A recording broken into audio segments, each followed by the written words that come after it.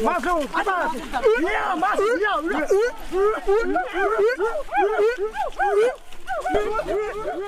Kayu besi rawa sepanjang 17 meter ini disiapkan untuk membuat salib. Melihat panjangnya, timbul pertanyaan, siapakah yang akan disalib? Siapapun itu, pasti sesuatu yang lebih besar dari mereka. Tapi Frankie Woro, Casimilus Awe, dan warga suku Auyu di Papua Selatan ini tak akan melukai siapapun. Mereka memakai salib ini sebagai tanda perlawanan.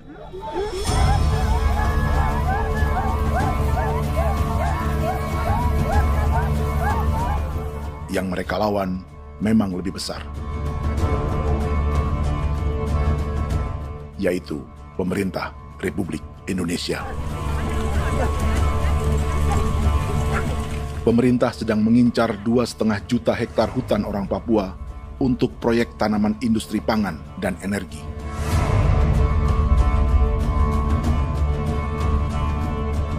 Ratusan kilometer dari salib orang-orang Auyu itu, orang Muyu sedang menyiapkan gerakannya sendiri. Tapi kali ini dalam bentuk sebuah pesta. Pesta yang disiapkan oleh marga Kimco Jinibju selama 10 tahun.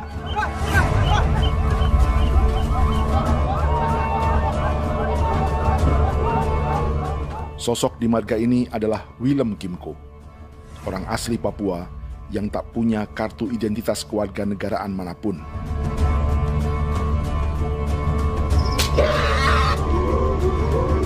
Pesta adat ini sudah cukup langka. Tak hanya di Papua, bahkan di kawasan Pasifik dan peradaban Melanesia. Awalnya bayarnya kalau pernah. Internet aja kau deklar bipnuka, dan kita ya kati kau beri barang dipo. Kau memang ambil kau kuning. Ada gagasan dan gerakan sosial di balik pesta orang-orang Muyu ini. Sama dengan gerakan salib merah yang dimulai orang-orang Auyu. Salib ini akan menjadi yang terbesar dari 1.800 salib merah yang telah ditancapkan berbagai suku di Papua Selatan dalam 10 tahun terakhir. Ribuan salib merah yang dipadukan dengan palang adat adalah tanda larangan yang menyatukan unsur-unsur adat dan agama. Kami percaya bahwa kalau memang kami sudah tidak mampu untuk menyelesaikan persoalan ini, dalam hal ini perusahaan tidak bisa masuk, berarti kami minta bantuan kepada nenek moyang dan Tuhan.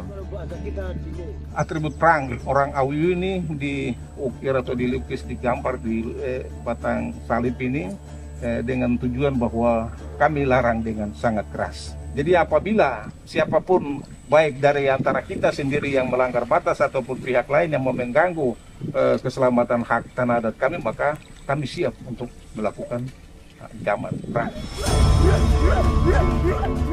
Salib-salib ini tidak ditancapkan di halaman-halaman gereja, melainkan di tanah dan hutan adat, di dusun-dusun sagu, dan di tempat-tempat yang disakralkan.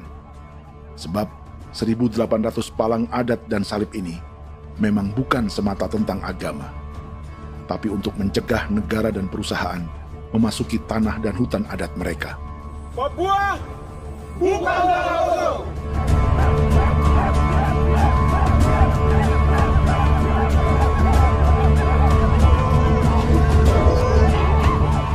Di zaman TikTok ini, kami ingin menceritakan semua ini lewat film yang pendek.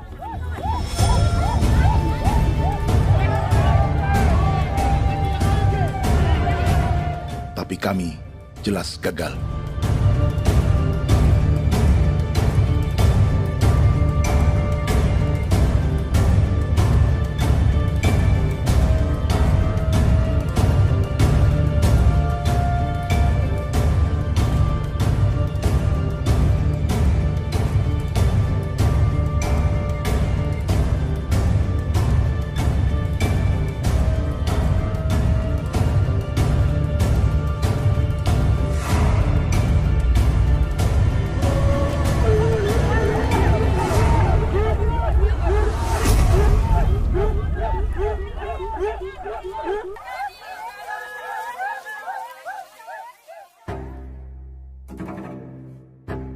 Di planet ini, ada 5 pemilik hutan hujan tropis terluas yang tersisa.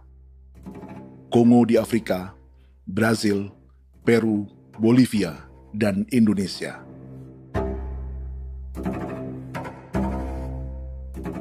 Di Indonesia, satu-satunya pulau yang hutannya masih terjaga adalah Papua, pulau terbesar kedua di dunia setelah Greenland. Lewat sejarah kolonialisme yang panjang, pulau ini kini dikuasai 2 negara. Bagian barat oleh Indonesia yang juga dikenal sebagai West Papua, dan bagian timur menjadi Papua Nugini. Dan tepat di perbatasan ini, di bagian Indonesia, sedang terjadi proyek pemusnahan hutan terbesar di dunia.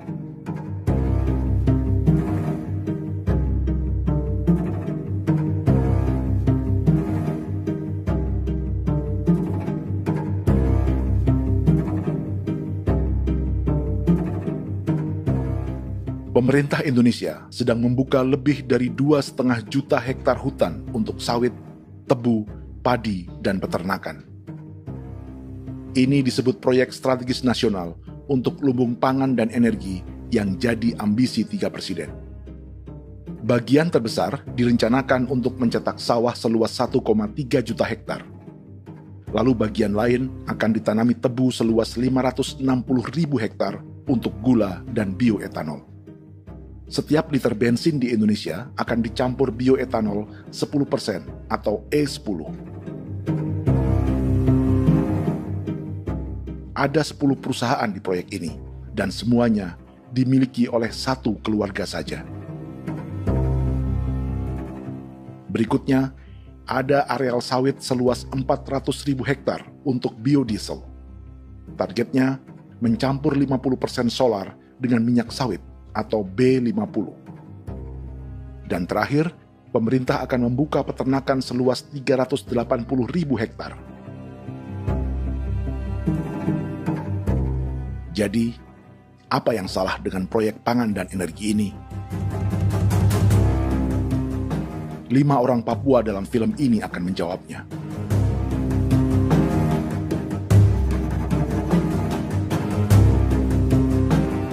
Yang pertama adalah Yasinta Moiwen dari suku Marin.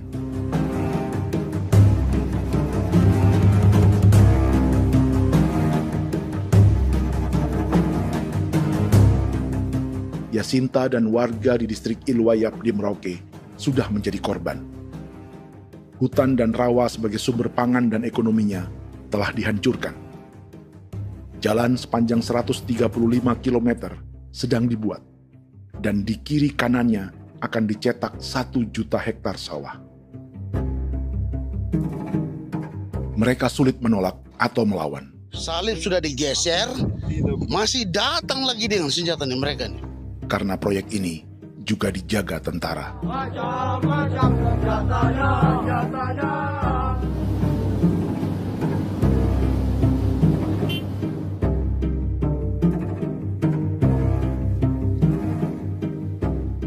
Yang kedua adalah Natalis Buer di distrik Tanah Miring, Merauke. Petani milenial ini merasa ditelantarkan. Sebab setelah hutannya diubah menjadi sawah, sebagian sawah-sawah ini tak tergarap. Orang asli Papua seperti Natalis tak punya modal untuk benih, pupuk, perawatan, hingga ongkos panen.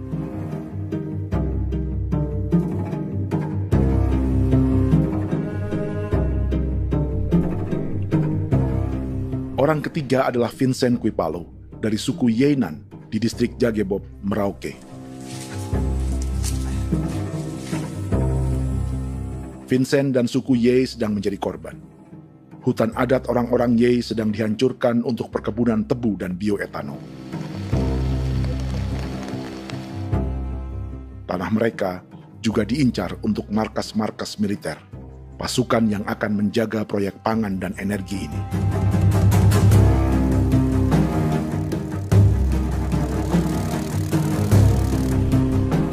Yang keempat adalah Frankie Woro dari suku Auyu di distrik Fofi, Kabupaten Bovendigul. Hutan dan tanah mereka terancam perluasan perkebunan sawit untuk campuran biodiesel atau B50. Orang-orang dari suku Auyu ini adalah calon korban. Merekalah salah satu pelopor gerakan Palang Adat dan Salib Merah. Meski kadang berseberangan dengan gereja yang mereka anggap lebih mendukung pemerintah dan perusahaan. Mereka bahkan sedang merencanakan gerakan yang lebih besar, dengan salib yang lebih besar. Tanah milik Somu Sobisiba itu bahwa tanah ini diciptakan oleh Tuhan dan memberikan warisan kepada kami. Kami ini hanya hak jaga.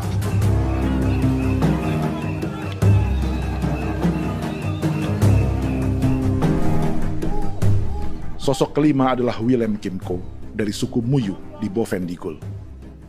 Tokoh adat dari Muyu ini hidup di garis belakang proyek negara, sehingga belum menjadi korban. Tapi mereka sedang bersiap menghadapi segala kemungkinan. Tinggal di belantara dan perbatasan membuat sebagian mereka tak punya status kewarganegaraan. Tapi mereka telah hidup jauh sebelum ada Indonesia atau Papua Nugini.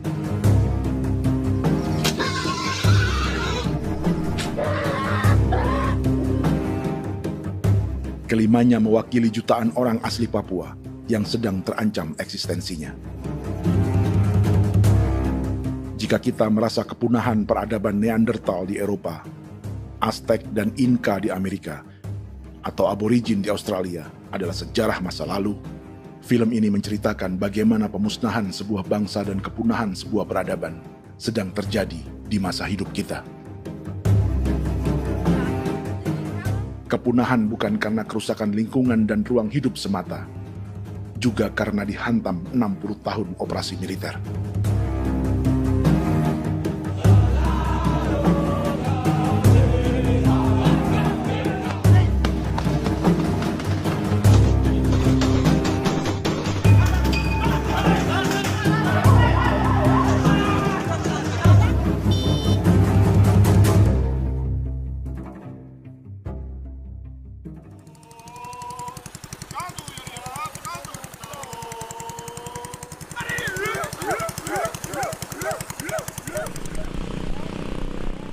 Frankie Woro dan orang-orang Auyu sedang berburu.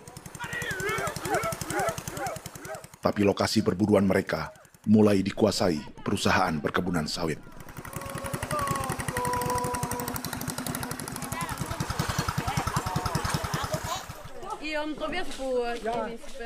Kita akan menuju arah ke Inabusu. Di sana kami akan masuk di wilayah konsesi perusahaan PT Indo Asiana Lestari, dan di situ ya ada survei-survei mereka yang mereka pernah lakukan, tapi juga kami ada lakukan tanda-tanda saksi di sana.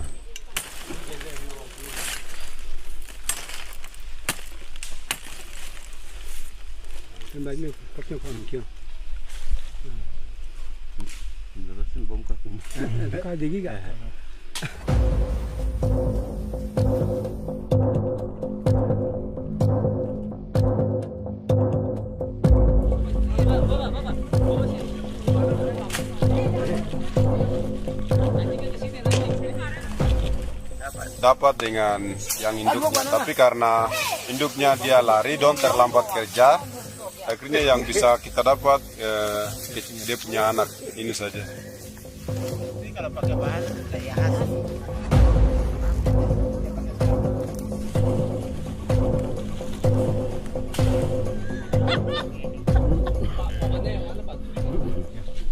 pohon ini pohon bitanggur, dia punya kayu ini kita biasa gunakan untuk kerja perahu, dan juga kulit depu getanya itu kita pakai untuk kerja ini, panah-panah ini lem, jadikan lem ini, panah-panah. Hutan ini adalah supermarket bagi suku Auyu. Juga lumbung pangan atau bank untuk menyimpan deposito kekayaan alam. Hutan juga tempat yang penuh dengan sejarah suku, situs budaya, dan tempat-tempat sakral. Inilah yang sedang mereka pertahankan dari incaran pemerintah dan perusahaan. Untuk semua alasan ini, mereka menancapkan ribuan salib merah.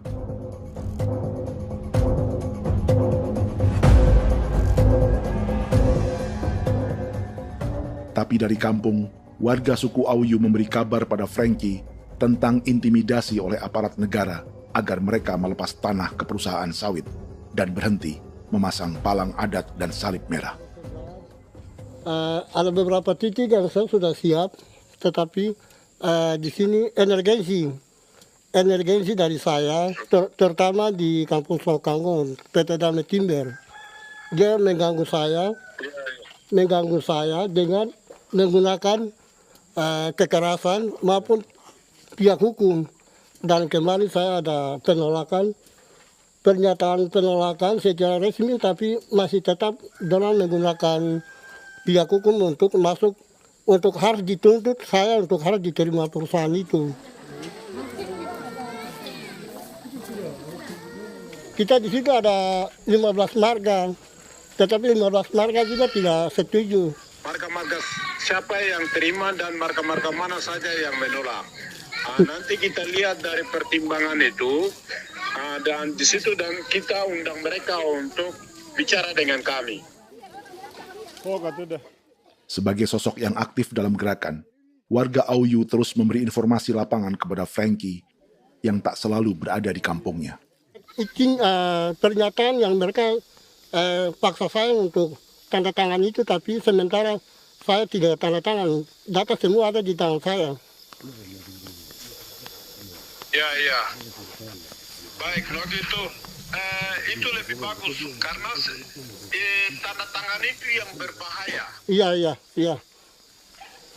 Tanda tangan itu yang lebih berbahaya karena sekarang ini modern dan canggih, dan itu yang mereka biasa pakai untuk tipu muslihat. Mereka biasa pakai itu di tanda tangan itu. Betul.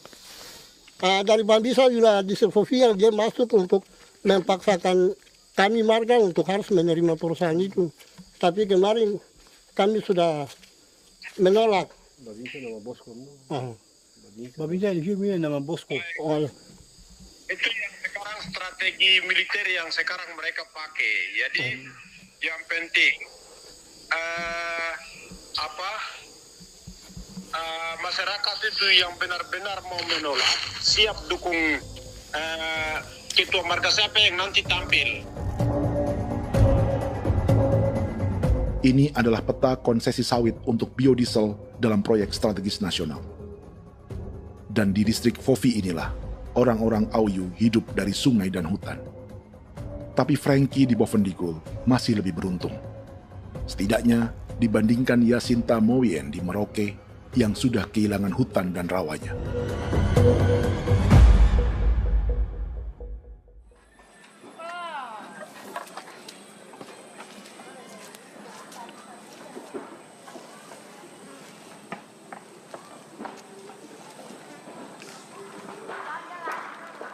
Yasinta dari suku Marin adalah petani sayur di Kampung Wanam, distrik Ilwayap, Merauke. Memanfaatkan lahan yang ada, ia berkebun dan menjual hasilnya ke pasar kampung. Ini ekonomi warga di Wanam untuk menghasilkan uang, lalu memberi barang kebutuhan yang tak bisa mereka produksi sendiri. Tapi kehidupan sebenarnya ditopang oleh ekosistem hutan dan rawa. Inilah sumber pangan utama dan peradaban mereka.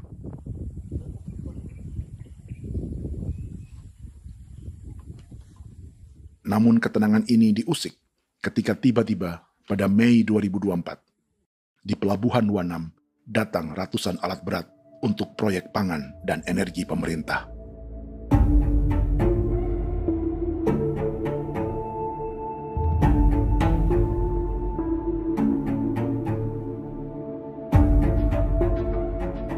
Kami masyarakat setempat kami tidak tahu. Kami kaget pagi-pagi kapal sudah ada di pelabuhan kami.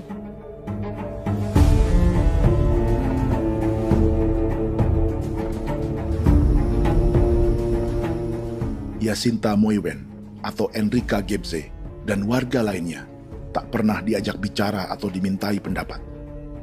Seakan-akan Papua adalah tanah kosong. Kita suka kaget yang dong bawa turun alat berat dong bawa turun, kita kaget masyarakat. Dorang subongkar itu kayu-kayu.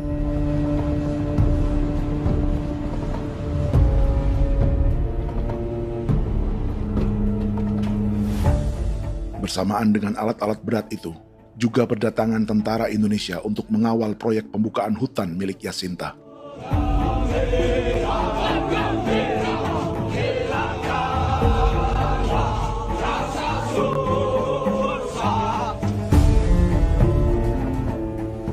Ribu alat berat didatangkan dari Cina ke Papua oleh perusahaan bernama John Lin Group sebagai kontraktor pemerintah. Ini disebut sebagai pesanan eskavator terbesar di dunia dengan nilai 4 triliun rupiah. Misinya membuka hutan dan rawa milik orang Marin, salah satunya untuk membangun jalan sepanjang 135 km.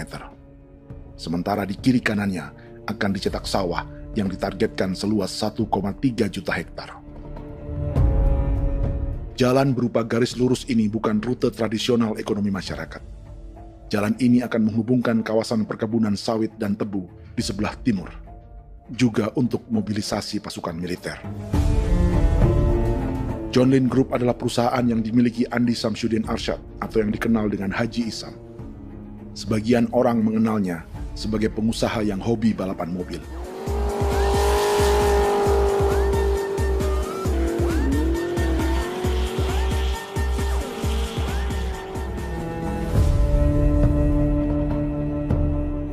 Tapi di Kalimantan, ia berbisnis batu bara, perkebunan sawit, pengolahan karet, penerbangan, perkapalan, dan biodiesel. John Lin Group kini juga menjadi pemilik perkebunan tebu dan pabrik gula terbesar di Indonesia. Sayapnya melebar dari Kalimantan hingga ke Bombana, Sulawesi Tenggara.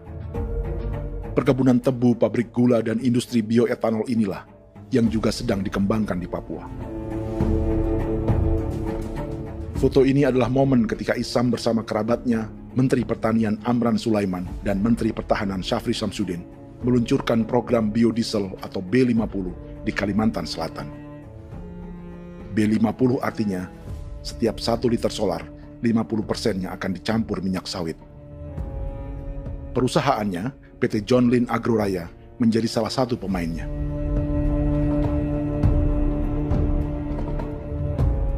Sepanjang tahun 2025, saham PT John Lin Agroraya pernah naik hingga 700%.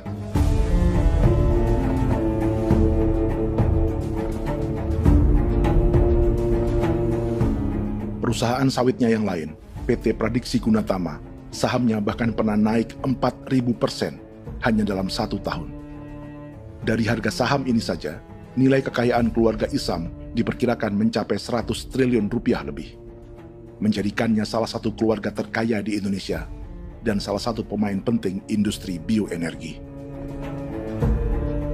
Dan di Papua Selatan inilah sebagian sawit-sawit untuk mendukung program B50 akan ditanam. Inilah tanah orang-orang Wambon, Muyu, Marin, Yei, atau Auyu seperti Frankie Ward.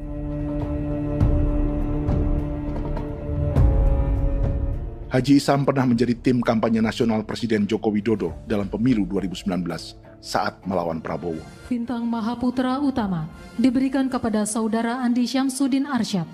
Beliau berjasa luar biasa dalam mendorong pertumbuhan ekonomi daerah maupun nasional. Setelah menjadi presiden, Prabowo memberi gelar kehormatan Bintang Mahaputra Utama pada Isam.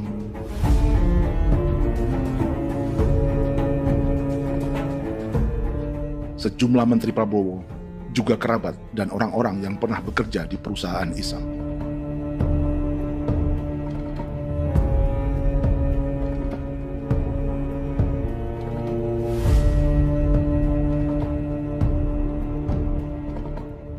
Lawan sebesar inilah yang sedang dihadapi Jacinta di kampung Wanam, Merauke.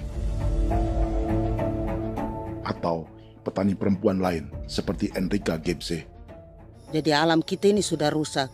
Jadi kita itu biasa jalan dari sini tuh harus pasang jerat di situ, harus cari makan di situ lagi. Itu tempat-tempat itu pasang-pasang jerat, tempat babi, rusa, sekarang sudah tidak ada lagi.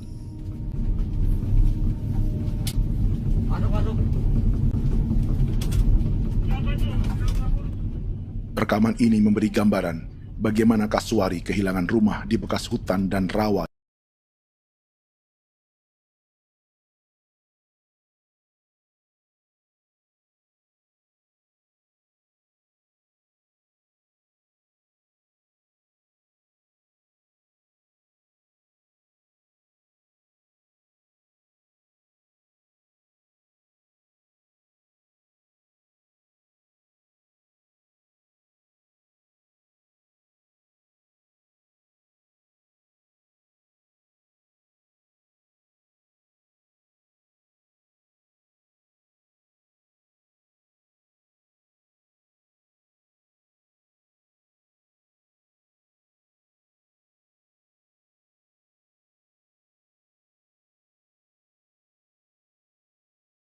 Cadangan pangan nasional. Macam-macam senjatanya, Proyek ini menambah panjang alasan mempertahankan kehadiran tentara di Papua dalam 60 tahun terakhir. Saat ini, jumlah tentara Indonesia di Papua mencapai 56.000 personel. Atau ada 1 tentara untuk setiap 100 orang Papua. Bandingkan dengan rata-rata nasional, di mana hanya ada 1 tentara untuk 696 penduduk Indonesia. Itu belum termasuk polisi. Artinya, 1 orang Papua dijaga lebih banyak senjata dari rata-rata penduduk Indonesia. Tanah dan hutan diambil secara sepihak untuk kepentingan pembangunan batalion dan bandar antariksa. Ini bentuk perampasan masyarakat.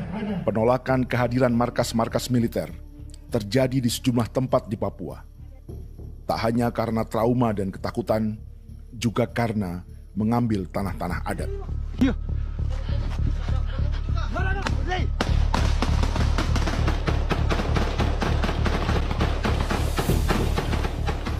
Salah satu alasan mengapa militer terus ditambah di Papua, karena masih ada perlawanan dari Organisasi Papua Merdeka atau OPM selama 50 tahun terakhir.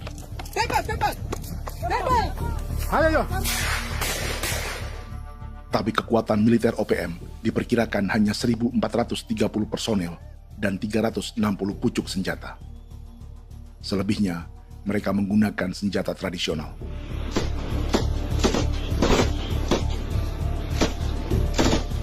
Dengan demikian, kekuatan tentara dan polisi di Papua 58 kali lebih besar dari gerilyawan Organisasi Papua Merdeka.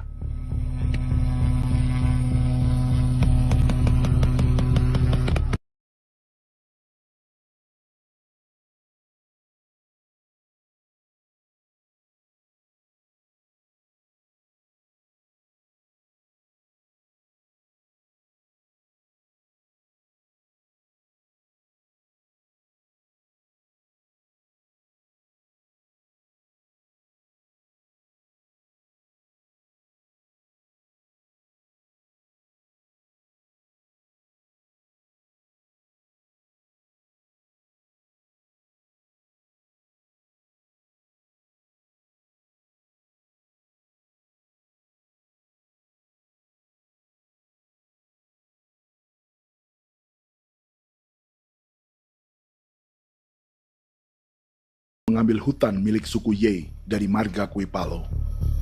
Tapi orang datang tanam ini saja di sini, tanam papan nama ini. Victor Kuipalo menunjukkan apa yang terjadi. Jadi kita juga kaget ini. Nah, kalau ini papan nama ini memang ini papan nama ditanam tapi bukan haknya mereka yang ini. Ini hak kami di sini, hak dusun kami, marga Kuipalo yang punya hak dusun ini. Setelah memasang patok, alat berat mulai bekerja untuk membangun markas militer di tanah orang Ye.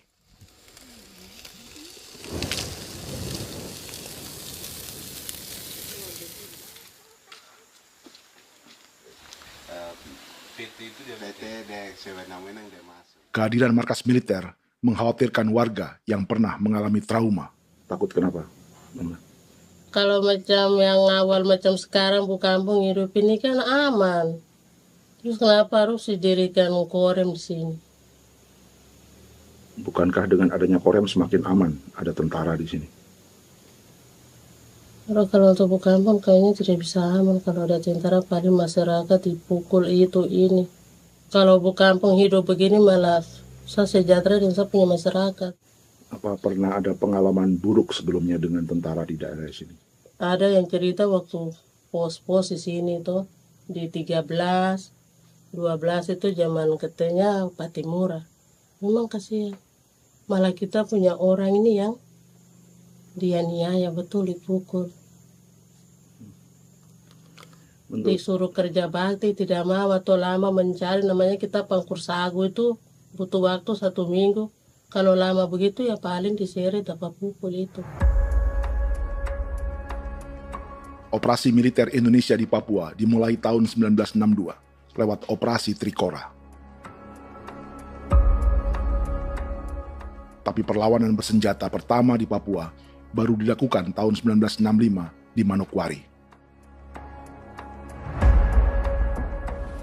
Nanti tanggal 1 Mei jam 12.30 pemerintahan di Irian Barat mutlak akan jatuh di tangan.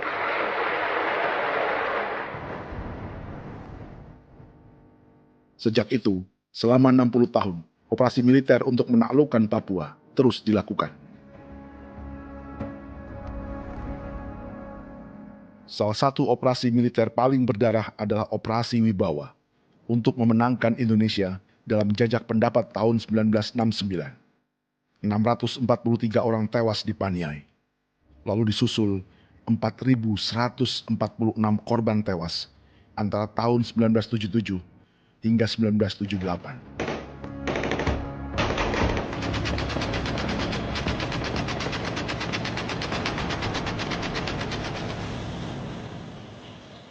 Operasi militer ini menimbulkan gelombang pengungsian hingga kini.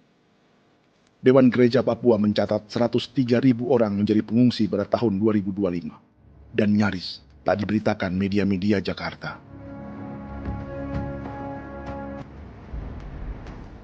Jumlah pengungsi terbesar tercatat di Nduga yang mencapai 20.000 jiwa. Banyak di antaranya yang sedang hamil, seperti Jubiana, salah satu pengungsi Nduga. Jadi ini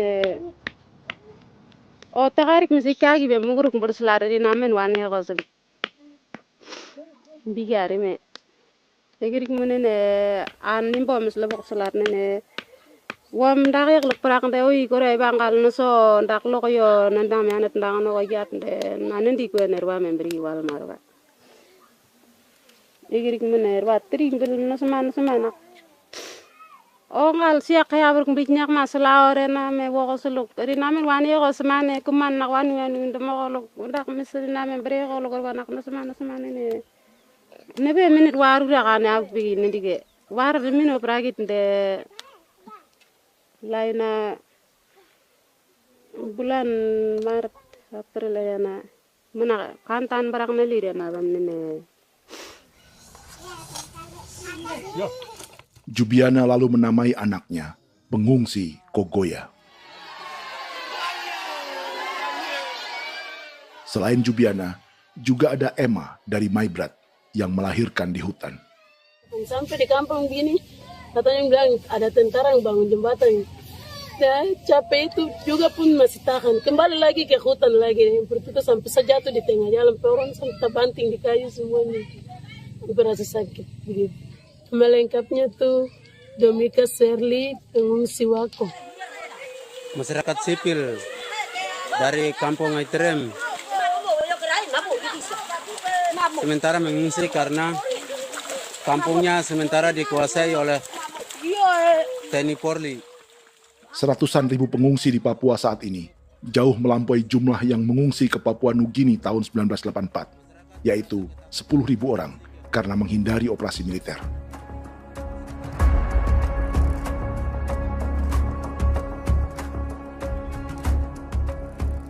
Bersamaan dengan operasi militer, eksploitasi sumber daya alam Papua juga dilakukan sejak masuknya tambang emas dan tembaga Freeport pada tahun 1967.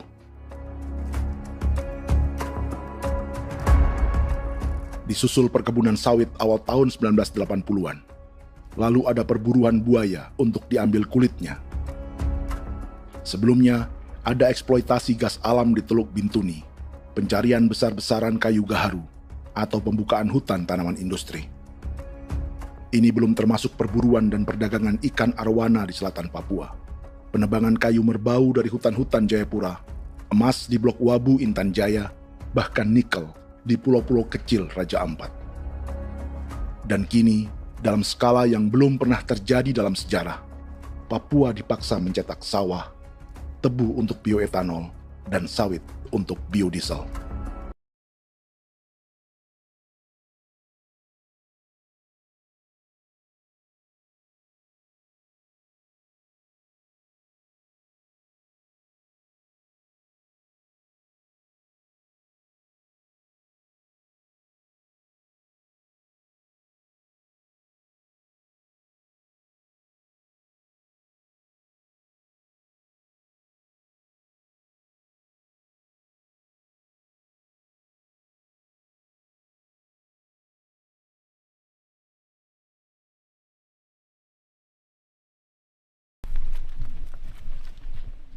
Inilah yang sedang menimpa keluarga Vincent dan Victor Kuipalo di Merauke. Hutan mereka diambil untuk markas militer dan industri perkebunan, PT Murni Nusantara Mandiri. 1 dari 10 perusahaan yang diberi konsesi untuk menanam tebu dan memproduksi gula serta bioetanol seluas 52.000 hektar.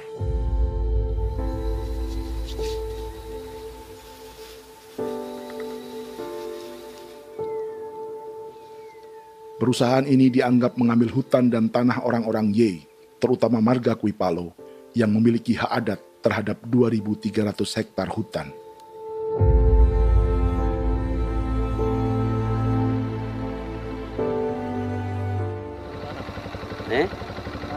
Tentara? Tentara. Oh iya, tentara.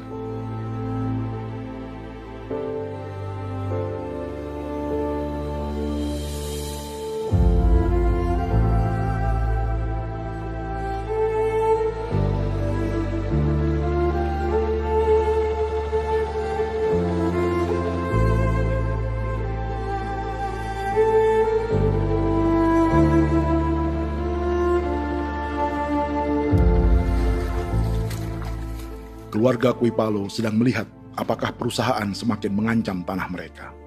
Dan kekhawatiran itu terbukti. Iya, makanya tadi saya bilang ini dari sini saja dekat ini sudah masuk di dalam ujung lapang ini. Ini hutan, yang ini hutan yang orang ada bongkar sekarang ini. Ini sudah punya alat sudah dekat ini. Dekat sekali ini. Ini sini. Nacau, kelapa itu yang jalan lama, jalan setapak ini. Dari udara, terlihat alat-alat berat semakin mendekati tanah orang-orang Ye, marga Kuipalo.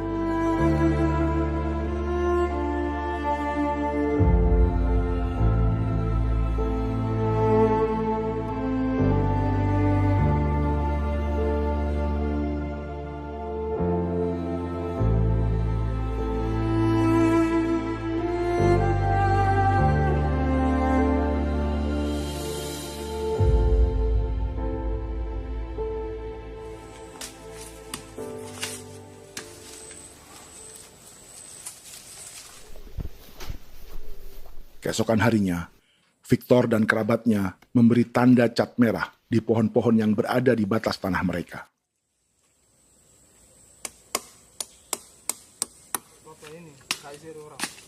Tapi tanda peringatan adat ini tak diindahkan perusahaan.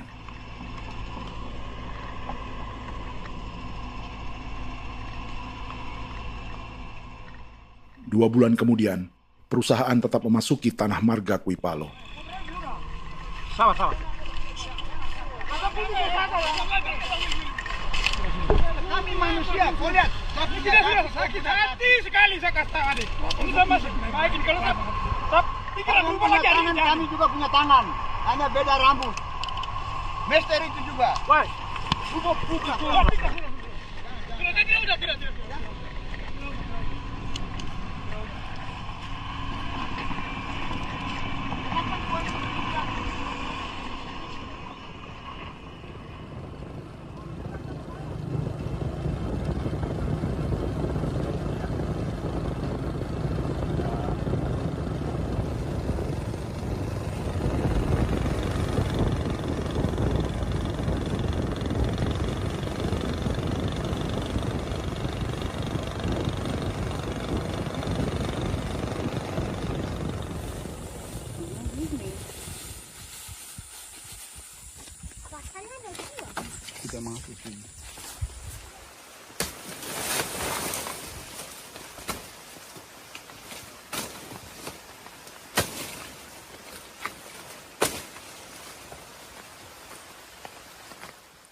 Jadi ya untuk itu seperti saya katakan tadi, apakah lebih baik kita tidak usah ada kah atau bagaimana, kita pisahkan,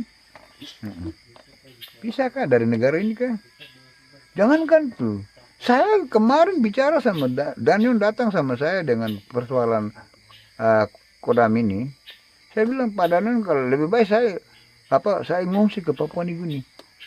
Dia bilang, aduh Bapak jangan begitu. Ya memang, kalau tidak bisa menghargai kami, lebih baik pilihan yang itu yang saya memilih. Lebih baik saya pindah dari sini. Saya mengungsi ke Papua Nugini, di negara tetangga. Masih di laut. Apa?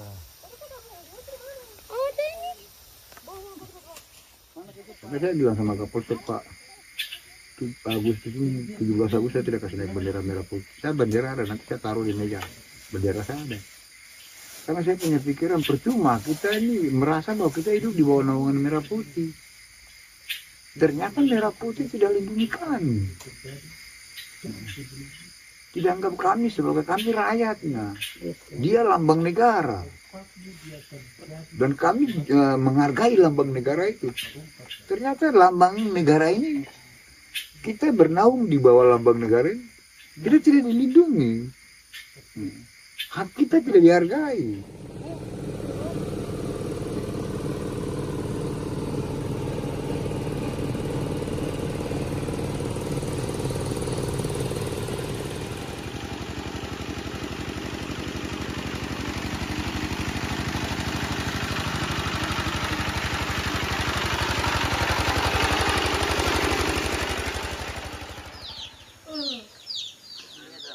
Marga Kuipalo dari suku Ye terus mendapat teror dan intimidasi agar melepas tanah mereka yang hanya dihargai Rp300.000 per hektar. Tapi mereka tidak berjualan tanah. Makanya mama itu tidak suka untuk lepas tanah. Untuk apa? Baru di dalam hutan itu ada obat-obat tradisi. Itu sudah Kalau macam ada sayur juga, kita ambil sayur yang dia tumbuh sendiri. Jadi kita ini mau kemana, kalau itu sudah digusur, ya habis. Kita ini jadi penonton. Jangan sampai kita ini duduk minta di jalan. Jadi kita tidak mau seperti itu. Makanya tanah itu kita tidak melepas. Tapi mungkin orang lain tuh dia senang saja. Lebih baik saya pegang uang merah dulu. Saya bisa beli-beli itu ini. Nanti datang uang sudah habis, gembel, mau cari kemana lagi, hutan sudah habis, mau makan ikan di mana, kali sudah hancur. Seperti Yasinta di Wanam, suara dan gerakan kaum perempuan Papua sangat nyaring dan tak bisa diabaikan. Saya sebagai perempuan tolak untuk perusahaan masuk di sini. Karena kalau saya terima anak-anak saya mau dikemanakan, mau tinggal di mana. Apapun yang terjadi saya tetap tolak. Demi tanah ini saya akan berjuang, demi saya punya anak-anak. Yang katanya mengutamakan anak Papua, nyatanya yang kerja kebanyakan ya orang-orang Jawa. Dan sendiri orang Jawa, tapi bukan mau bicara yang tidak-tidak. Memang kenyataannya seperti orang-orang Papua itu diterbelakangkan, kurang diutamakan, gitu.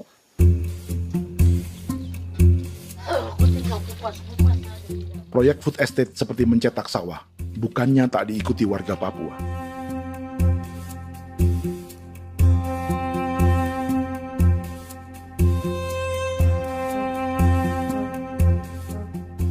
Salah satunya Natalis Buer di distrik Tanah Miring, Merauke.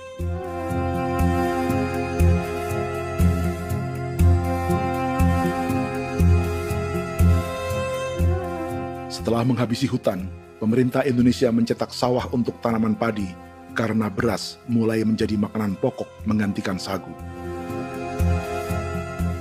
Sebagian besar penggarapnya adalah warga transmigran yang datang sejak era 1980-an. Bahkan petani transmigran sudah ada sejak Belanda membuka proyek padi kumbe di distrik Kurik. Lokasi yang sering jadi langganan pejabat Indonesia memamerkan sawah di Papua. Tapi Natalis juga ingin belajar menanam padi atau bersawah. Namun ia kesulitan karena dibutuhkan modal untuk benih, pupuk, hingga pemeliharaan dan panen. Lalu sawah-sawah ini pun mulai dikuasai pendatang.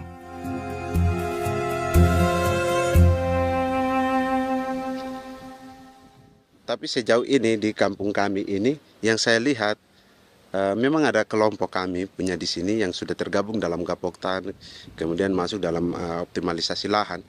Tapi menurut saya anak asli yang punya lahan di sini. Mereka tidak punya. Pemerintah dalam hal ini adalah Kementerian Pertanian bersama-sama Kementerian Pertahanan yang dalam hal ini pada garis di bawahnya adalah TNI Angkatan Darat, memberikan support yang maksimal kepada masyarakat khususnya di Merauke dalam rangka. Saya kemarin habis 9 juta. 9 juta ya? Iya, 9 juta karena dia sudah tidak dipakai toh. Ya. Perempuan Papua seperti Filomina juga mau bertani. Pemerintah memberi bantuan Rp900.000 per hektar lewat program optimalisasi lahan atau OPLAH. Tapi dibanding biaya produksi dan harga jual gabah, Filomina mengaku berkali-kali rugi dan kini memutuskan tak lagi menggarap sawahnya. Terus kita harus cari uang untuk kombek. Betul. Karung kita beli. Karung beri sendiri lagi. Tenda kita beli. Ini dari yang offline ini don tidak siapkan. Tidak ada. Tidak ada ya, jadi mama don sendiri. Itu yang saya udah bilang, 900.000. Itu modal untuk? Oh, untuk kerja sawah ini. Mulai dari kerja sampai nanti panen. Panen. Wih, ngeri sekali. Iya, lucu toh? Tidak dapat itu. Betul, Mam. Kalau disuruh tanam ubi berhektar-hektar, mari datang. Kita tahu cara rawatnya bagaimana, iya. Tanamnya bagaimana, tanam model bagaimana supaya hasilnya model begitu. Kita tahu. Kalau yang ini kan kita baru belajar. Sebagian hutan milik warga Senayu di Merauke sudah dibuka untuk sawah dan kebun tebu oleh PT Global Papua Abadi. Proyek pertanian ini dikerjakan oleh Kodim Merauke. Mereka melepas sebagian tanah karena ingin belajar bertani. Saya punya nenek moyang tidak ajar saya tanam padi. Tapi saya mau berubah. Generasi saya yang berikut ini besok lusa tidak bisa makan pisang, sagu. Namun program optimalisasi lahan yang dijanjikan dengan berbagai bantuan tak dirasakan Filomina. Obat rumput beli, obat padi beli, jonder kita bayar, bahkan bibit masih kurang, cari bibit lagi beli. Jadi saya memang kalau program pemerintah saya sama sekali saya tidak suka. Baku tipu saya.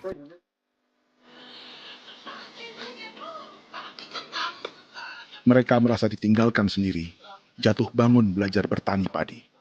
Sementara sumber pangan dan air yang semula mudah didapat, kini telah berganti sawah dan kebun tebu. Dulu kita masih bisa jalan, nanti masak di kali, pakai air kali. Minum pakai air kali. Sekarang, kok mau masak? Tidak ada air. Air ada susu, mau minum tidak bisa. Sudah dengan obat. Don semprot tebu itu saja drone. Drone yang semprot. Saya lihat di itu. Jadi kita bukan drone yang terbang di atas untuk disemprot. Dong lempar pupuk di bawah ya dia mengalir ke kali. Mengalir ke kali ke rawa-rawa.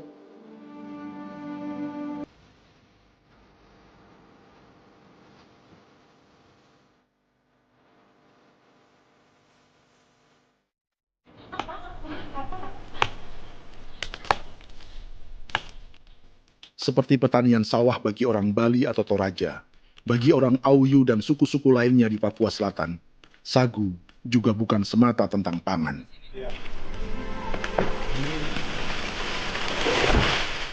Bagi orang Auyu dan Marin, sagu adalah kerabat, sosok orang tua, sosok nenek moyang yang harus dijaga dan dilindungi. Lagi bikin apa mama ini mama? Pakai toko itu sagu.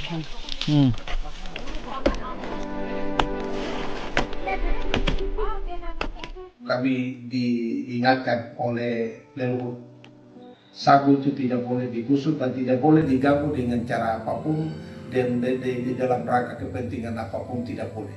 Kamu harus bela, bahkan sampai nyawa pun harus menjadi taruhan demi membela keselamatan keberadaan sagu di atas tanah ini.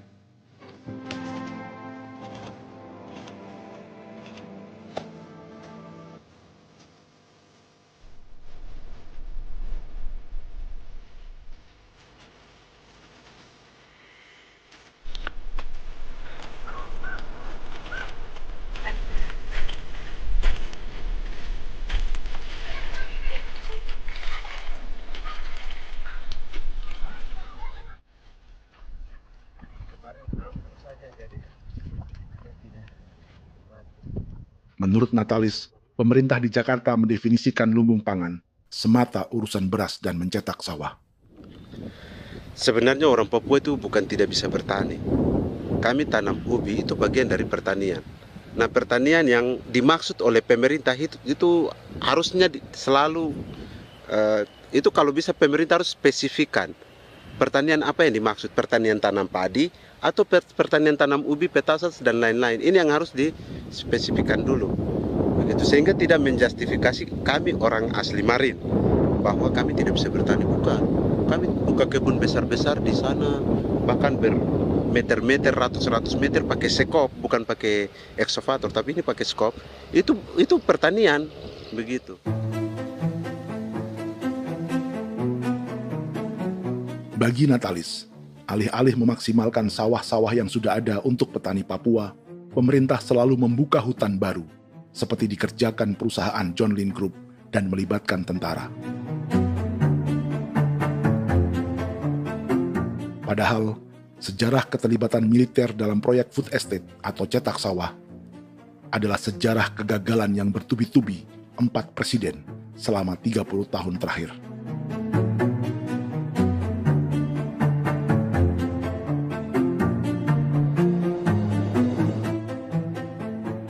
Papua bukan yang pertama menjadi proyek lumbung pangan yang melibatkan tentara. Kalimantan telah menjadi korban 30 tahun sebelumnya.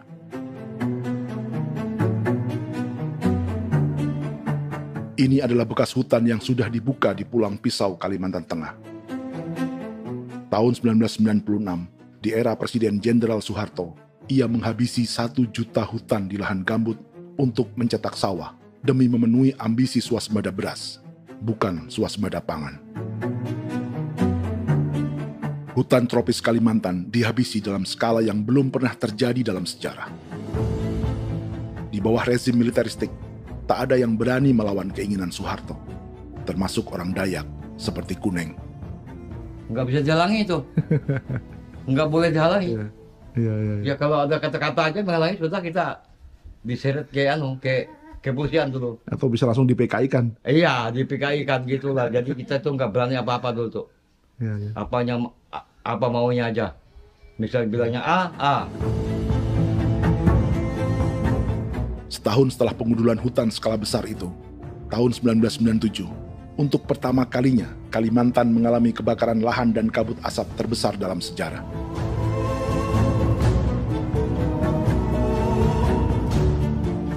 Sebagai ilustrasi, ini kondisi kabut asap tahun 2015.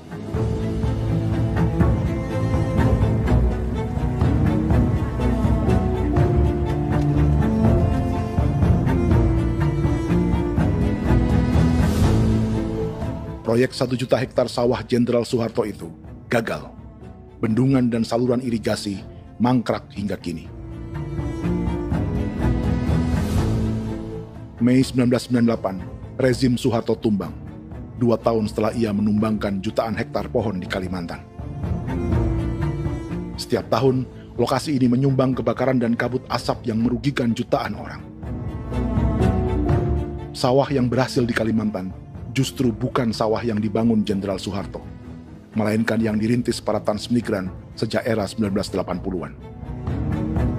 Sawah-sawah inilah yang ikut digarap oleh militer di era Presiden Joko Widodo. Dan hasil dari proyek food estate Presiden Jokowi itu sama sekali jong nih, nggak ada harapan lagi sudah seperti ini. Tapi Jokowi terus memperluas area food estate hingga 16.000 hektar. Presiden Jokowi juga menyerahkan urusan lumbung pangan ini kepada Prabowo yang saat itu menjadi Menteri Pertahanan. Salah satunya di Kabupaten Gunung Mas, Kalimantan Tengah, untuk membuka perkebunan singkong seluas 31.000 hektar. Food Estate Singkong Jenderal Prabowo ini dimulai dengan membuka 600 hektar hutan di Tawai Baru. Proyek singkong untuk bioetanol ini pun dijaga tentara. Dan seperti Jenderal Soeharto, proyek Jenderal Prabowo ini pun gagal.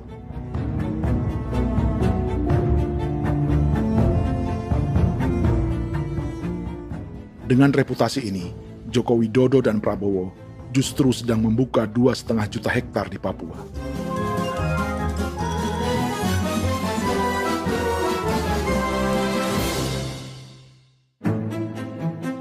Setelah Jenderal Soeharto, Presiden Jenderal Susilo Bambang Yudhoyono juga mencoba membuka food estate di Papua sejak tahun 2010. Namanya Merauke Integrated Food and Energy Estate atau MIFE. Proyek ini juga gagal. Lalu di lokasi yang sama, Jokowi berusaha meneruskan dengan proyek mencetak sawah 1,2 juta hektar yang juga gagal. Sekarang yang paling siap adalah 1,2 hektar. Yang 1,2 juta hektar. Dan kini, Prabowo yang pernah gagal dengan 600 hektar singkong di Kalimantan justru akan mengulangi di Papua dengan skala 2,5 juta hektar. Di daerah Papua pun harus ditanam kelapa sawit supaya bisa menghasilkan juga BBM dari kelapa sawit. Dalam setiap proyek pangan dan energi di Papua, yang lebih menonjol bukan tanaman pangannya, melainkan untuk energi atau bahan bakarnya. Sawit untuk biodiesel dan tebu untuk industri bioetanol. Ada 10 perusahaan yang diberi konsesi hingga 0,5 juta hektar untuk tebu.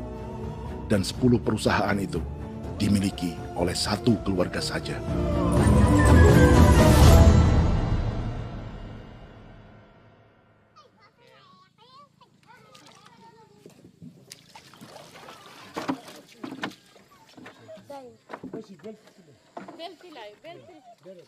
Para perempuan Auyu di Bovendigul akan berangkat memancing.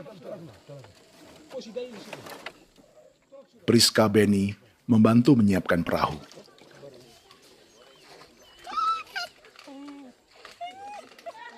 Mereka akan mengumpulkan bahan pangan di hutan untuk persiapan acara penancapan salib merah berikutnya.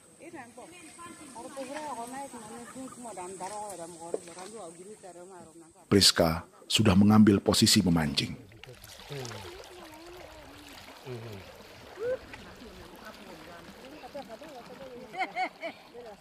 1.800 salib merah telah dipasang di wilayah adat berbagai suku di Papua Selatan untuk menghalau perusahaan sawit dan tebu.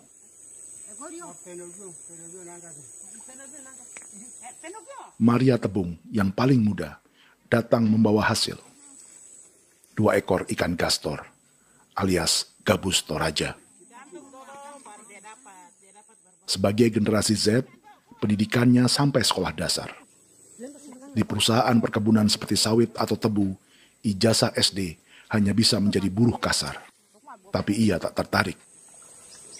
Karena kita hidup itu dari alam, kita pancing, juga di darat, bawa anjing, terus bikin pagar sagu, dapat babi, bawa baru kita makan. Jadi kita tidak mau perusahaan masuk. Sementara Priska Beni masih mencari peruntungan. Tapi baginya, menjadi nelayan di Sungai Fofi masih lebih baik daripada bekerja 9 tahun di perkebunan sawit. Sudah pengalaman, jadi kita tidak mau lagi. Sudah berapa lama ketika kerja itu? Selama di sana. 9 tahun di sana. 9 tahun?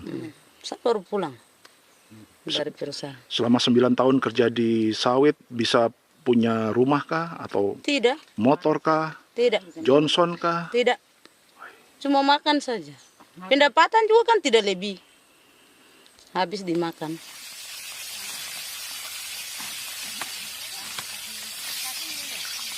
Satu minggu libur berapa hari?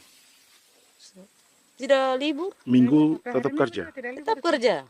Tidak bisa ke gereja? Hari Minggu kerja. Hari Minggu juga kerja. Dia tidak mengenal agama perusahaan itu.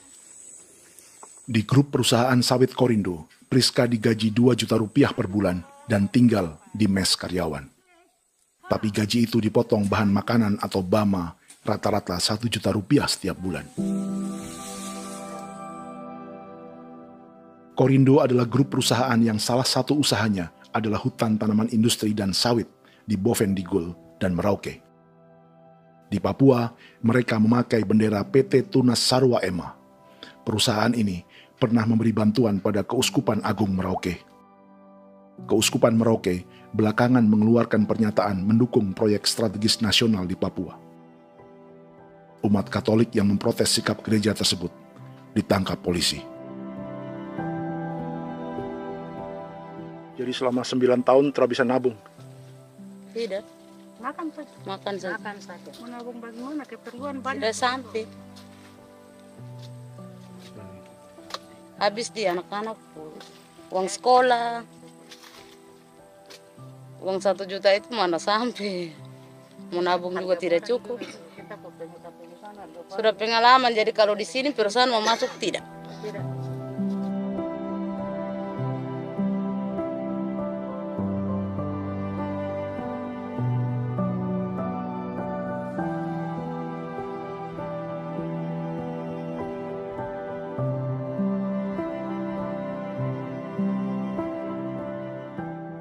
Dan menu makan siang seperti ini agaknya sulit bagi buruh sawit atau tebu yang digaji 2 juta rupiah per bulan.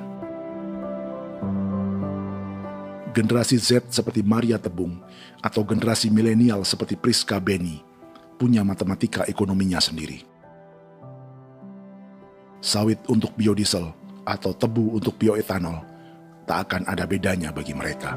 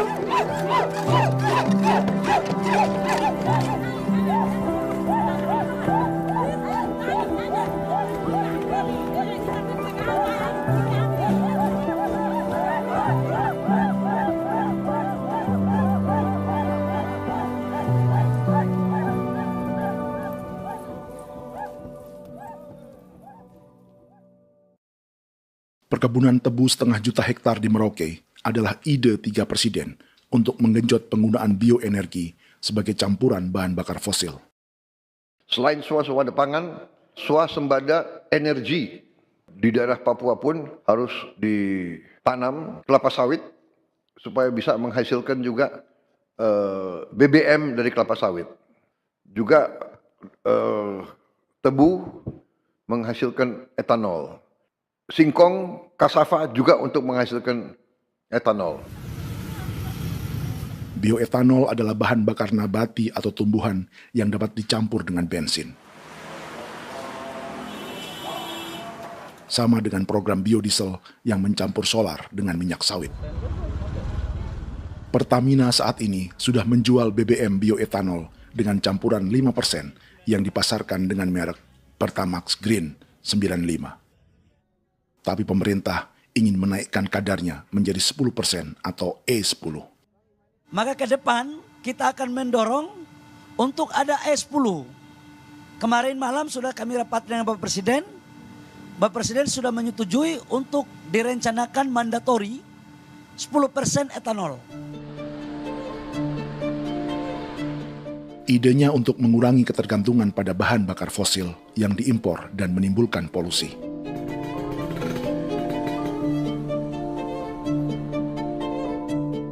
Tapi bioetanol bukannya tak mengorbankan lingkungan, hutan, rawa, dan manusia. Karena program E10 membutuhkan 7,3 miliar liter bioetanol, maka lahan yang dibuka untuk menanam tebu bisa mencapai 1,3 juta hektar. Sementara saat ini, luas perkebunan tebu di Indonesia hanya 500 sampai 600 ribu hektar.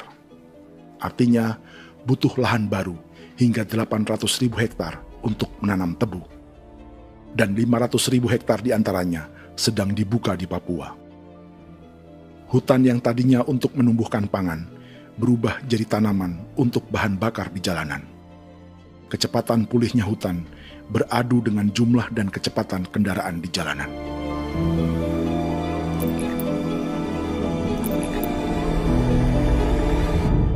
Dahaga terhadap energi tak pernah bisa dipuaskan. Setelah minyak sawit untuk biodiesel, dunia kini merambah singkong, jagung, dan tebu untuk bioetanol. Benua Amerika, Eropa, sebagian Afrika, hingga separuh Asia kini mulai memakai bioetanol sebagai campuran bahan bakar.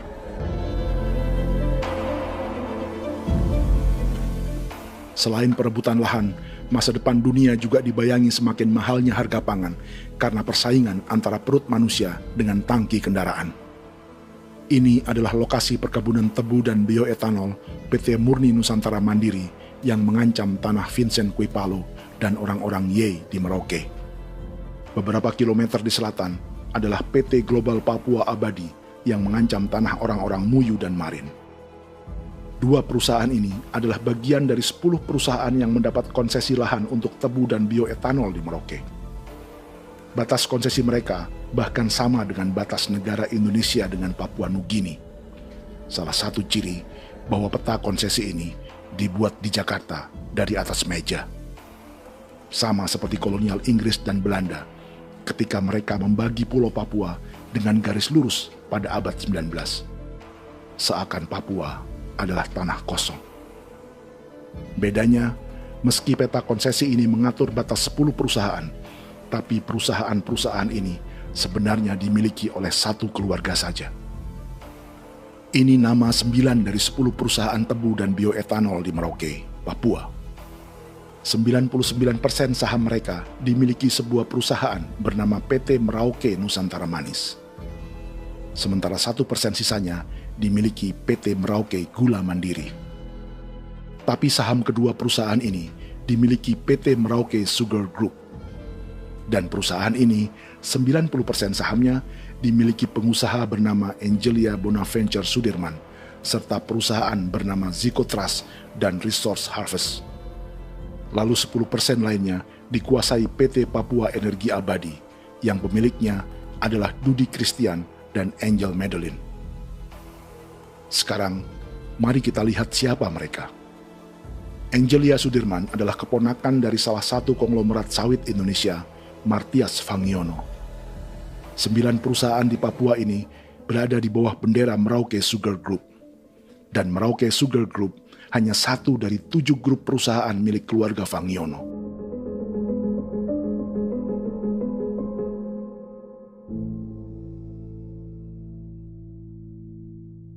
Ini Martias Fangiono. Seperti Haji Isam, Martias selama ini dikenal sebagai pengusaha sawit yang kini merambah bisnis tebu dan bioetanol. Ini momen saat penanaman perdana tebu di Merauke bersama Presiden Joko Widodo Juli 2024. Di sini juga ada anak Martias Fangiono, yaitu Wirastuti Fangiono. Wirastuti adalah salah satu yang menonjol dari keluarga Fangiono. Tahun 2025, Forbes mencatatnya sebagai konglomerat termuda dengan kekayaan 23 triliun rupiah yang mengendalikan 2 grup usaha, FAP Agri dan Surya Dumai Industri. Keduanya adalah perusahaan sawit dan biodiesel. Anak dan bapak ini adalah investor utama bagi Jokowi dan Prabowo untuk proyek tebu dan bioetanol di Papua. Sementara yang ini adalah Martua Sitorus, pemilik raksasa agribisnis dunia, Wilmar International, yang juga memegang konsesi sawit di Papua lewat berbagai perusahaan. Tapi Martua kini memakai bendera baru, yaitu KPN Corporation atau Karunia Prima Nastari. KPN inilah yang memiliki kelindan bisnis dengan keluarga Fangiono untuk proyek tebu Merauke. Apalagi grup Wilmar yang didirikannya juga pemain gula utama di Australia. Tahun 2010, Wilmar membeli 100% saham perusahaan gula terbesar Australia, Sucrogin. Akuisisi senilai 1,5 miliar dolar Amerika ini langsung menjadikan Wilmar pemain tebu terbesar kelima dunia. Sebagian bibit tebu yang ditanam di Merauke adalah varietas yang dikembangkan Lembaga Riset Gula Australia atau Sugar Research Australia. Sugar Research Australia lalu menjalin kontrak pengembangan bibit dengan PT Global Papua Abadi milik Fangiono. Tapi masalahnya, Sugar Research Australia adalah badan publik yang tugasnya memajukan petani tebu dan sebagian dananya berasal dari pajak warga Australia. Itu artinya, warga Australia membiayai pengembangan bibit tebu untuk investor dan pemerintah Indonesia.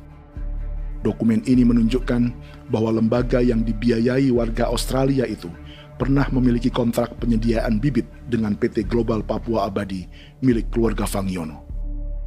Kontrak itu baru berakhir pada November 2024. Artinya, saat Presiden Jokowi dan keluarga Fangiono menanam bibit tebu pada Juli 2024 ini, kontrak itu masih berlaku. Nama lain dalam keluarga ini adalah Siliandra Fangiono, yang pada tahun 2024 dijuluki Raja Sawit Termuda dengan kekayaan 39 triliun rupiah dalam catatan Forbes. Ia mengendalikan grup First Resources. Secara umum, keluarga Fangiono memiliki 20 perusahaan di Sumatera, 32 perusahaan di Kalimantan, 1 di Jakarta, 2 di Singapura, dan 25 perusahaan di Papua. Di Papua, perusahaannya tersebar dari Sorong, Mapi, hingga Merauke.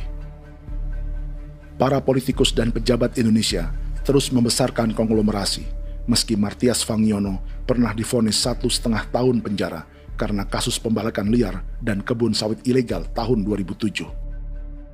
Sementara tahun 2022, Wilmar terlibat kasus korupsi ekspor minyak sawit dan divonis mengembalikan kerugian negara 11,8 triliun rupiah. Tumpukan uang ini disebut sebagai pembayaran dari grup Wilmar yang diterima secara simbolis oleh Presiden Prabowo pada Juni 2025 lalu. Tapi peran raksasa biodiesel dan bioetanol dunia ini belum akan surut di Indonesia. Bahkan sebaliknya. Sebuah dokumen presentasi bisnis dari Wilmar International Limited pada tahun 2010 ini bisa menjadi petunjuk. Presentasi ini bagian dari proses pembelian 100% saham raksasa tebu Australia, Sucrogin. Dalam presentasi ini, Wilmar mengaku ditawari konsesi lahan 200.000 hektar di Papua, atau dulu disebut Irian Jaya, untuk menanam tebu. Dengan penerbangan hanya 2,5 jam dari kantor Sucrogin di kota Townsville ke Merauke, Wilmar akan mengawinkan bisnis gula dan bioetanolnya menjadi pemain dunia. Dan lokasi yang diincar oleh Wilmar adalah distrik Ilwayap di Merauke, kampung halaman Yasinta Moiwen. Dan persis disinilah, 14 tahun kemudian, ribuan eskavator John Lynn Group milik Haji Isam mulai membuka hutan sebagai kontraktor pemerintah. Presentasi dan gagasan ini dibuat oleh Wilmar pada Juli tahun 2010. Sebulan kemudian, Agustus 2010, pemerintah Presiden Susilo Bambang Yudhoyono meluncurkan proyek Lumbung Pangan dan Energi Merauke atau Merauke Integrated Food and Energy Estate. Targetnya membuka lahan 1 juta hektar dalam 5 klaster yang masing-masing 200.000 hektar. Angka yang sama dengan presentasi Wilmar. 5 tahun kemudian, 2015, giliran Presiden Joko Widodo yang mau melanjutkan proyek pangan dan energi 1,2 juta hektar. Menjelang pensiun sebagai presiden, Jokowi kembali menggencarkan proyek ini dan melibatkan Prabowo sebagai Menteri Pertahanan. Jokowi lalu mendukung Prabowo sebagai presiden berpasangan dengan anaknya, Gibran Rakabuming Raka sebagai wakil presiden. Kini, setelah menjadi presiden, giliran Prabowo yang melanjutkan proyek bioetanol dan biodiesel dengan memobilisasi militer dan melibatkan pejabat-pejabat yang juga para elit partai koalisinya.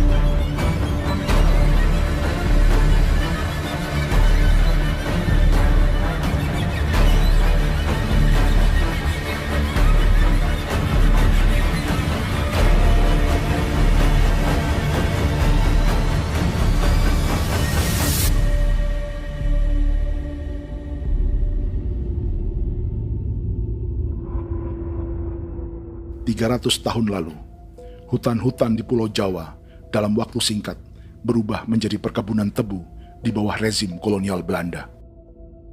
Orang Jawa menjadi buruh dan petaninya dipaksa menanam tebu.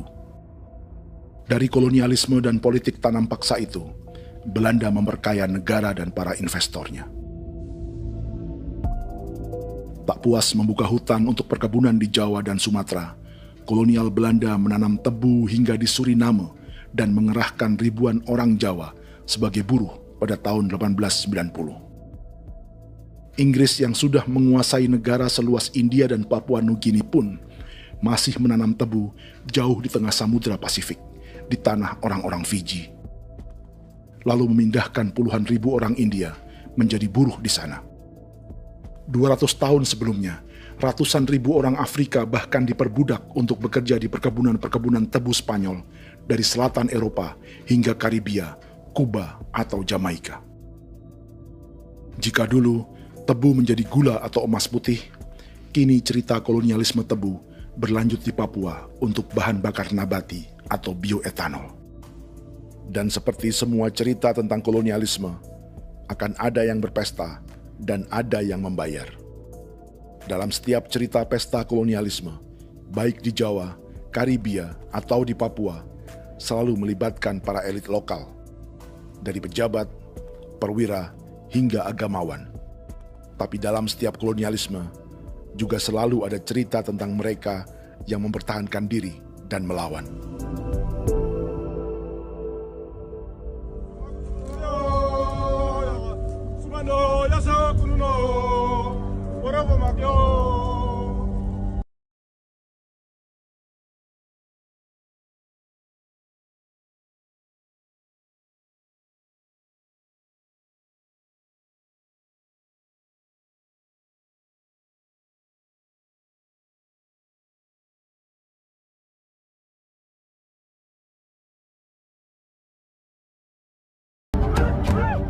Dalam sejarah Gereja Katolik banyak pemimpin-pemimpin yang adalah, tanda petik itu adalah Judas-Judas juga. Jadi itu sudah pasti karena itu adalah manusia. Satu sisi sebagai manusia dalam perjalanan digoda, apalagi ada dalam posisi-posisi jabatan, ya mungkin banyak tawaran-tawaran lain, lalu disitulah terjadi pergeseran keberpihakannya kepada misi gereja tadi itu untuk umat, untuk mereka yang tertindas. Orang kirim eksavator, orang kirim tentara, orang kirim polisi. Pukul kami bukan pencuri, kami tidak pernah mencuri orang barang. Kami tidak pernah menangis ke orang lain. Kami tidak pernah menangis ke kita bapak mama, kami menangis kepadamu. Tuhan kami lemah. Tidak tahu. Ini hijau cikui ya. Orang lain datang ke bangsa kami, ke wilayah kami untuk kasih habis kami.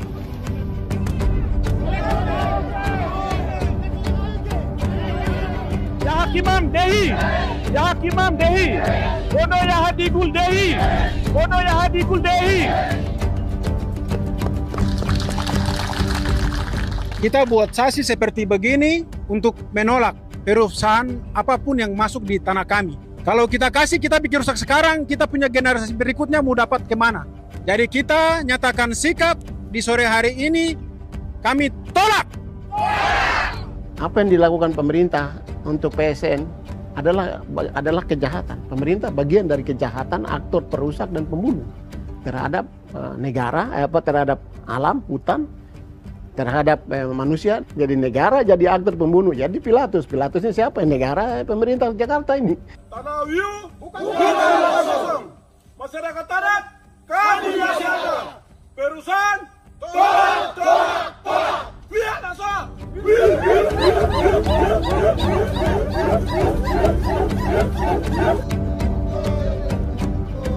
Jika tanah adat dan hutan adat hilang, kami mau hidup di mana?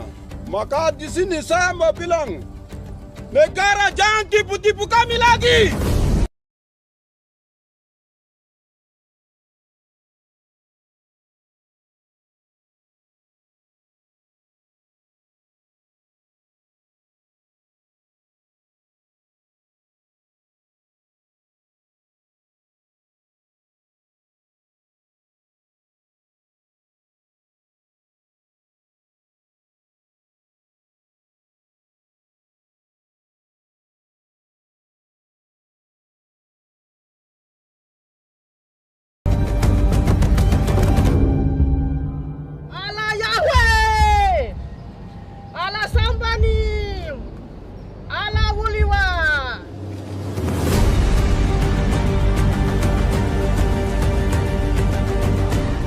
Kalau kami dianggap orang Papua itu bagian daripada Republik ini, tolong hargai kami.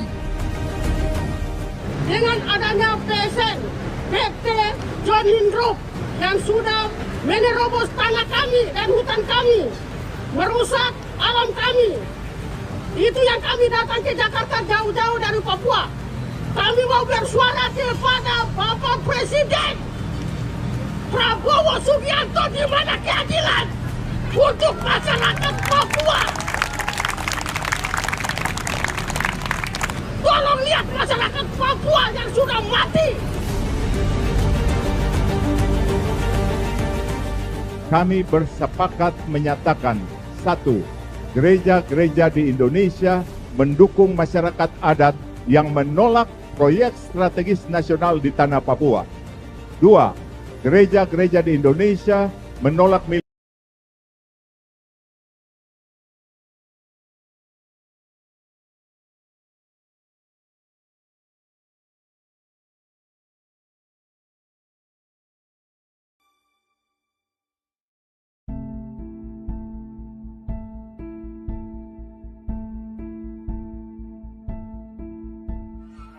Kita sering merasa banyak hal buruk sudah jadi cerita sejarah. Dan kita sekarang hidup lebih baik, lebih beradab, atau mustahil melakukan kejahatan seperti di masa lalu. Kita tidak lagi menghukum mati orang dengan memenggal kepalanya. Kita menembaknya atau menyuntik racun agar tertidur dan mati. Tapi ada hal-hal yang tak berubah. Salah satu pembantaian yang kuat di ingatan kita adalah kejahatan Nazi atau genosida di Rwanda. Padahal pembantaian juga sedang terjadi di masa kita, seperti di Gaza, Palestina. Penghancuran sebuah peradaban seperti Indian di Amerika atau aborigin di Australia juga kita anggap masa lalu. Sekarang kita merasa lebih baik dan lebih toleran. Padahal proses penghancuran bahkan pemusnahan yang sama sedang terjadi terhadap bangsa Melanesia di Papua. Begitu juga dengan praktik kolonialisme. Kita merasa penjajahan seperti dilakukan Portugis, Inggris, atau Belanda sudah menjadi sejarah. Dan Indonesia tidak mungkin menjajah. Padahal itulah yang sedang terjadi dan dirasakan di Papua.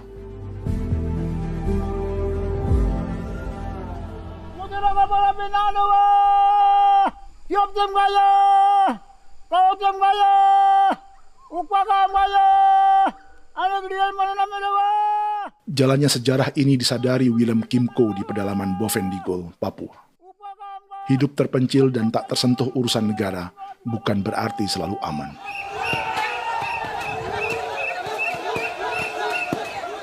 Untuk sampai di tempat ini, orang-orang Muyu menempuh 2 hari berjalan kaki mengarungi hutan, lembah, dan sungai. Termasuk mereka yang datang dari perbatasan Papua Nugini. Mereka berkumpul untuk memenuhi undangan pesta adat yang disebut Awon Atatbon atau Pesta Babi. Yang mengundang adalah marga Kimco Jinipjo. Yang dituakan di marga ini adalah Willem Kimco. Ia tak punya kartu tanda penduduk dan kewarganegaraan manapun, baik Indonesia atau Papua Nugini. Tahun 1984, 10.000 orang Papua, terutama suku Muyu, mengungsi ke Papua Nugini untuk menghindari operasi militer Indonesia, termasuk Willem Kimco.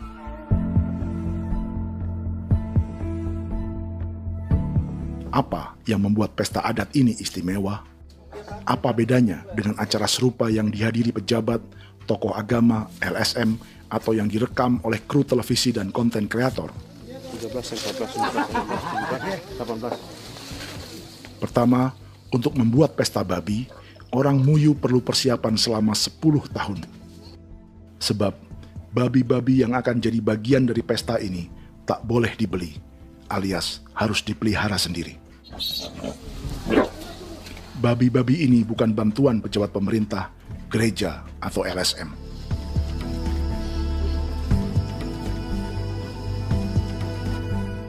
Yang kedua, babi-babi ini tidak dipelihara di kandang. Jadi punya nama babi ini kah? Harimau. Harimau? Harimau. Dia kulit dengan ini bulu di harimau, macam harimau begitu kan, kasih nama harimau. Setelah diberi nama, mereka dilepas liarkan di hutan sejak kecil. 10 tahun kemudian, jika tiba saatnya pesta, para pemburu akan mencari mereka di dalam 479 hektar hutan milik marga Kimco.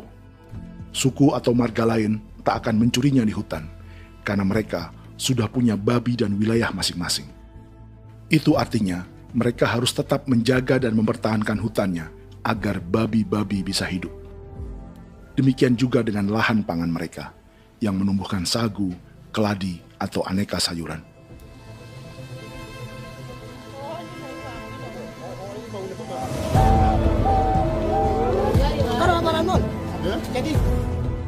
Yang ketiga, dalam Awon Atatbon atau pesta babi, binatang ini tidak dimakan secara gratis. Setiap marga atau klan dalam suku Muyu akan membayar jerih payah tuan rumah menjaga hutan dan memelihara babi.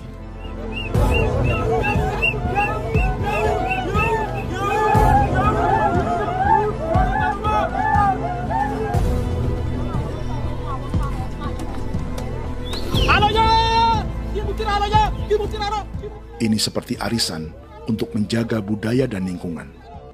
Bagian dari budaya dan ekonomi timbal balik yang ditandai dengan siklus memberi dan menerima.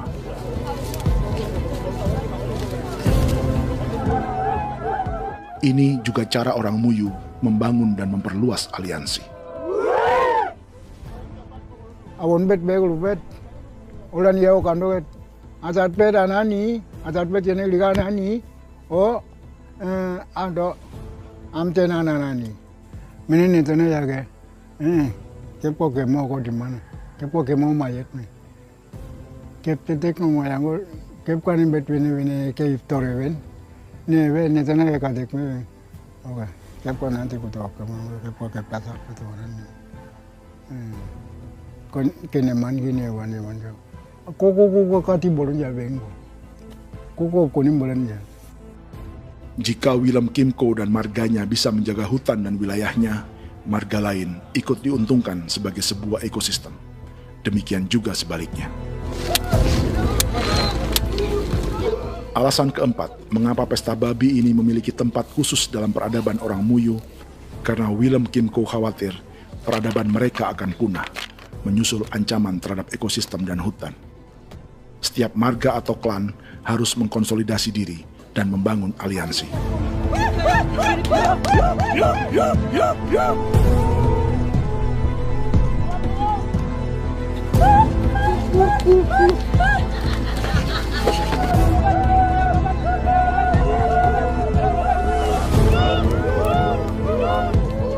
Kekhawatiran Willem dan orang-orang Muyu tak berlebihan. Ruang hidup mereka bersinggungan dengan proyek bioetanol dan biodiesel pemerintah Indonesia.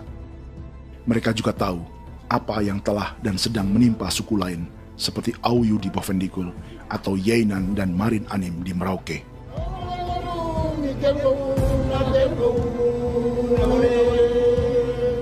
Jika suku-suku lain menggunakan palang adat dan salib merah sebagai gerakan perlawanan, orang-orang Muyu memakai pesta babi untuk mempersiapkan diri dan konsolidasi. Sebab, berbeda dengan saat mengungsi tahun 1984, kali ini yang datang ke tanah orang-orang Muyu tak hanya tentara, juga alat-alat berat bersama para pebisnis pangan dan energi.